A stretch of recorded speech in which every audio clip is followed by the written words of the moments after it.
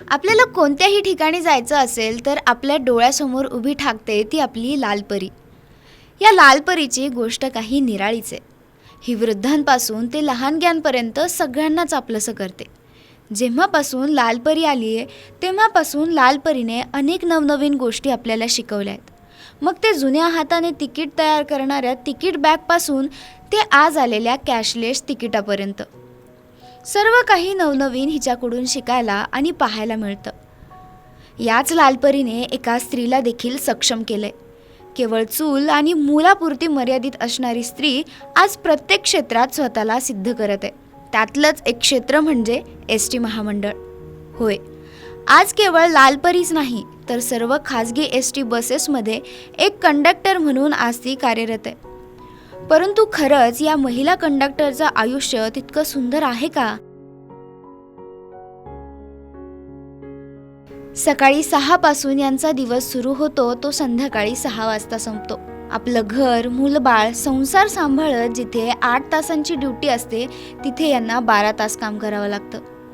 माणसांची गर्दी बघून आपण आपला रस्ता बदलतो, मात्र याच माणसांच्या गर्दीत जाऊन या महिला आपलं कर्तव्य बजावतात. परंतु हे कर्तव्य बजावताना त्यांना अनेक समस्यांना सामोरं जावं लागतं. प्रवाशांचे तिकीट काढताना गर्दीमध्ये काही लोकांचा यांच्याकडे पाहण्याचा दृष्टिकोन हा चुकीचा असतो. गर्दीचा फायदा उचलून ही लोक चुकीच्या पद्धतीने स्पर्श करतात. सुट्ट्या पैशांवरून त्यांच्यासोबत हुज्जत घालतात. त्यांच्यासोबत शिवराळ भाषेत बोलतात. कसं प्रत्येकच लोक सारखे नसतात. काही काही चांगले पण असतात आणि काही काही आता प्रत्येकच सगळ्यांचीच मतं एकसारखे नसतात. काही हेल्प पण करतात आणि काही भांडणं पण करतात. मग ते काही ना असं भांडणं केलेलं सोडून द्यावं लागतं आणि पुढे चालावं लागतं. गरोदरपणासाठी एस टी महामंडळाने या महिलांना 180 दिवसांची सुट्टी मंजूर केली आहे. परंतु एखाद्या महिलेस डॉक्टर असा सल्ला देतात की पहिल्या महिन्यापासून ते बाळाला जन्म दिल्यानंतर अजून 2-3 महिने पूर्णपणे बेड रेस्ट करावी. मात्र 12 ते 13 महिन्यांची सुट्टी घेतल्यास शासन या महिला कर्मचाऱ्यांना नोकरीवरून काढून टाकते. त्यामुळे जीवाचा धोका पत्करून त्या पुन्हा कामावर रुजू होतात.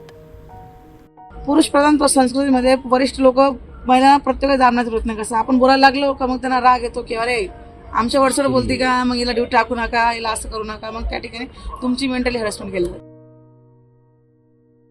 संसदेत मासिक पाळीचा गाजलेला मुद्दा. ज्या 5 दिवसात साधं घरात फिरणं होत नाही, वावरणं होत नाही, अशा अवस्थेत या महिला कर्मचारी गर्दीतून 12-12 तासांचा प्रवास करतात. अशा वेळेस स्थानकावर व्यवस्थितरित्या नसलेल्या शौचालयामुळे या महिलांना अनेक समस्येला सामोरं जावं लागतं. दिवसभर प्रवास करून खूप थकल्यानंतर यांना आरामाची सक्त गरज असते. मात्र शासनाने उपलब्ध करून दिलेले रेस्ट हाऊस हवे असणाऱ्या सुविधात्मक पद्धतीचे सर्वच बस स्थानकांवर उपलब्ध आहेत का? तसं गेलं तर महाराष्ट्रामध्ये रेस्टरूम आहेत, काही काही ठिकाणी आहेत. ज्या ठिकाणी मोठे मोठे आहेत त्या ठिकाणी आहेत, पण काही काही ठिकाणी अजिबातच रेस्टरूम नाही, रेस्टरूम सोय नाही. जर इथंच बघितलं किंवा सिडको बस स्थानकाला गेलं आपण तर स्वच्छ बाथरूम सुद्धा नसतात व्यवस्थित. महिलांचे बाथरूम स्वच्छ नसतात, काही नसतात. गेवरायला गेलो आम्ही, गेवरा सुद्धा बाथरूम स्वच्छ नसतात. त्या ठिकाणी पाण्यासुद्धा सोय नसते. स्थानक प्रमुखाकडे समस्या मांडल्यानंतर त्यावर उपाय सुचवण्याच्या जागी या महिला कर्मचाऱ्यांना लांब पल्ल्याच्या प्रवासावर पाठवलं जातं. एवढंच नव्हे तर सकाळी 6 वाजता असलेली रिपोर्टिंग ही लवकर बोलवून पहाटे 4 वाजता केली जाते. कामाचे तास संपल्यानंतरही त्यांना इच्छा नसताना ओव्हरटाईम करायला लावतात. या गोष्टीला बळी पडून या महिलांचा मानसिक छळ केला जातो. या सर्व समस्येवरती मात करून या महिला आज कमरेला पदर खोचून आपला संसार सांभाळत कामाशी प्रामाणिक आहेत. या कर्तबगार महिलांसाठी महिला दिन म्हणजे माझ्या मते प्रत्येक दिवसच महिला दिन असायला पाहिजे. असं प्रॉपर एक दिवसच महिला असेल, कारण महिला प्रत्येक दिवशी संघर्ष करत असते, प्रत्येक दिवशी लढत असते, प्रत्येक दिवशी कुठलीही गोष्ट करण्यासाठी लढत असते. आता आम्ही बघा, आम्ही जवळजवळ दिवसात आमच्या गाडीमध्ये 300-400 प्रवासी प्रवास करत असतात. आम्ही प्रत्येक स्टॉपला प्रवासी उतर चढत असतो. परंतु कसे प्रत्येक स्वभावाचे, प्रत्येक नेचरचे लोक आम्हाला मिळत असतात. काही चांगले असतात, काही वाईट असतात, काही चांगले बोलणारे असतात, काही खोटं बोलणारे असतात, पण आम्ही प्रत्येकाला फेस करत असतो.